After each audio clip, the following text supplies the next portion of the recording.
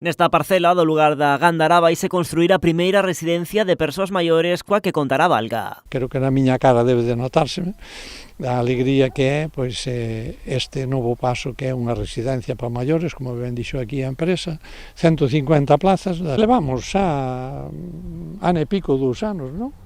Con estas xestións, a xestión non veñen dun día para outro.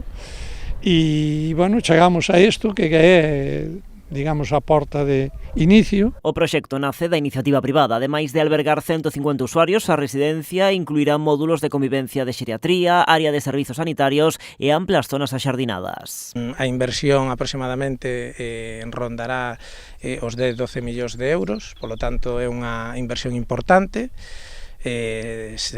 Serge fai unha aposta importante por Valga e por Galicia, quer dicir, somos unha empresa de capital 100% galego e queremos seguir crecendo en Galicia, onde creemos que fan falta moitas máis plazas residenciais. Unha parte das prazas serán públicas, aínda sen concretar o número, grazas á colaboración da Xunta. Dende logo a Xunta de Galicia vai a respaldar este proxecto, imos a facer tamén apoiando económicamente a todas as persoas que ingresen en este centro residencial e tamén dotando a este centro de novas prazas públicas para todas as persoas que poidan acceder non a este servicio residencial que necesitan, que merecen e sobre todo un servicio residencial que vai a estar moi preto da súa casa, dos seus familiares, dos seus amigos. A conselleira destacou tamén o carácter pioneiro deste proxecto. Contempla unha unidade para a formación e investigación na recuperación de ictus en colaboración coas universidades galegas. Este centro tamén albergará ese centro de investigación xunto con as distintas universidades de Galicia para continuar investigando na recuperación do ictus.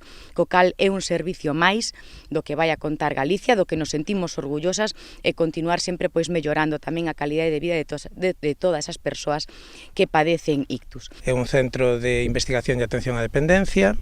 Trátase, polo tanto, non solamente dun centro residencial de 150 prazas, sino tamén de un centro que vai contar con aulas de formación, que vai a vencellarse cas universidades e que, de alguna maneira, vai a ser un polo de innovación para Valga e para Galicia. A previsión é que as obras arranquen neste 2026.